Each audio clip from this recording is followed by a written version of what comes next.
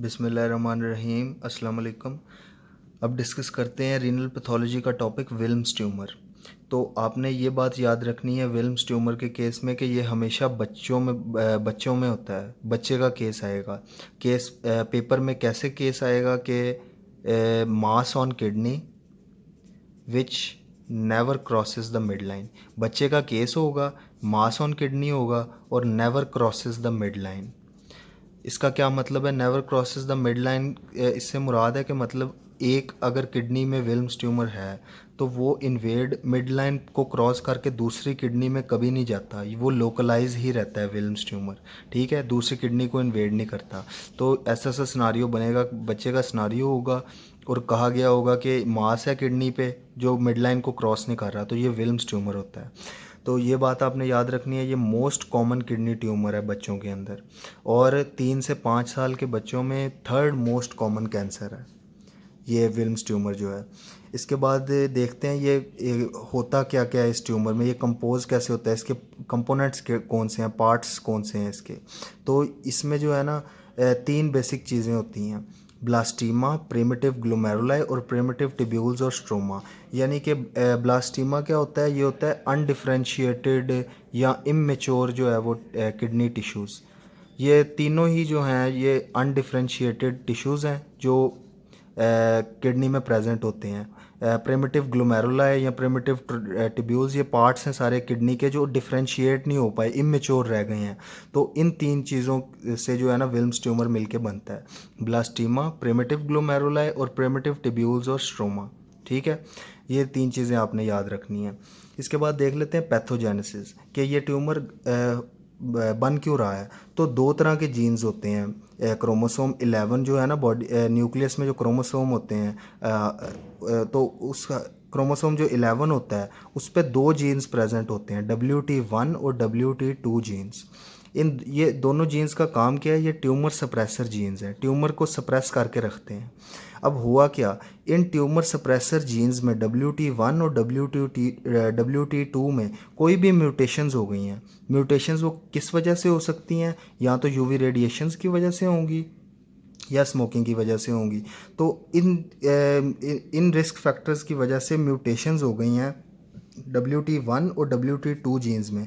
तो ये अपना नॉर्मल फंक्शन परफॉर्म नहीं कर पाएंगे। WT1 और 2 जीन्स ये म्यूटेट हो जाएंगे, म्यूटेटेड जीन्स हो जाएंगे। ये नॉर्मल फंक्शन क्या था कि ट्यूमर को सप्रेस करके रख रहे थे। जितने भी ग्रोथ फैक्टर्स हैं उन ग्रोथ फैक्टर्स को इन्होंने सप्रेस किया हुआ था ताकि ट्यूमर की ग्रोथ ना हो सके, ठीक है, ये इनका नॉर्मल फंक्शन था।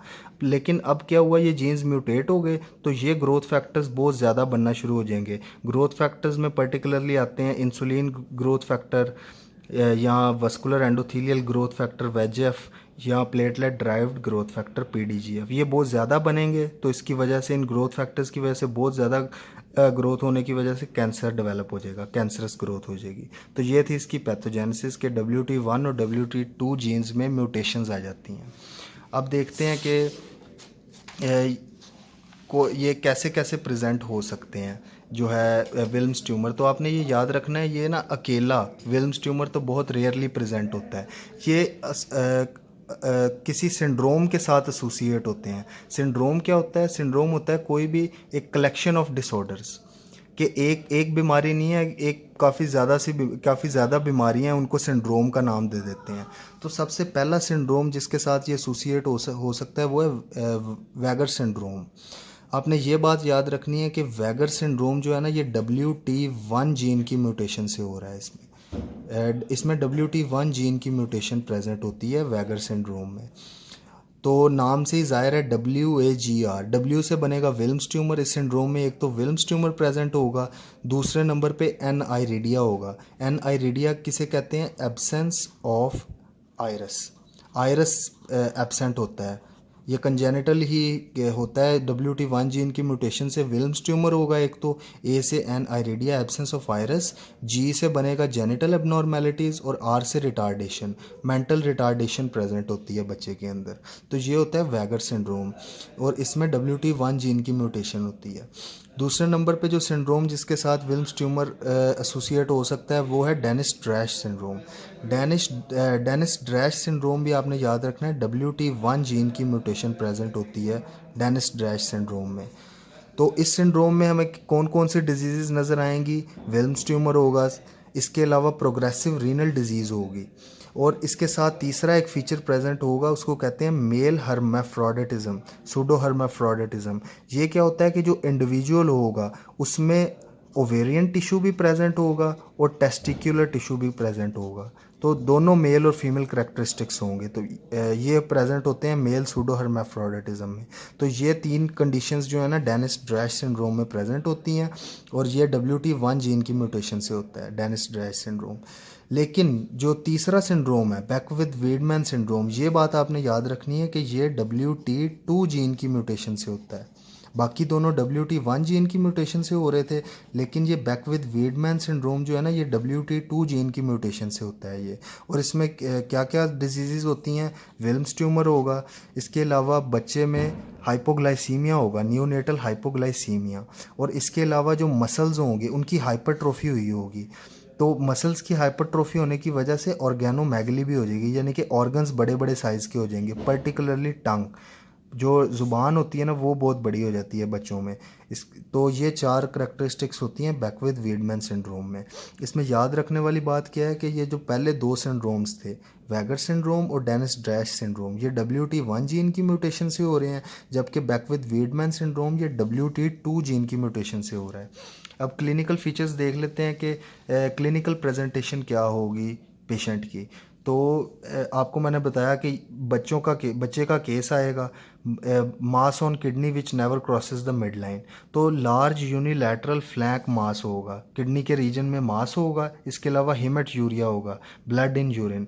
और हाइपरटेंशन क्यों होगी? क्योंकि जो ट्यूमर है वो रेनिन बहुत ज़्यादा सिक्रेट कर रहा है, जिसकी वजह से हाइपरटेंशन भी प्रेजेंट होगी। तो ये 3 कंडीशंस होंगी।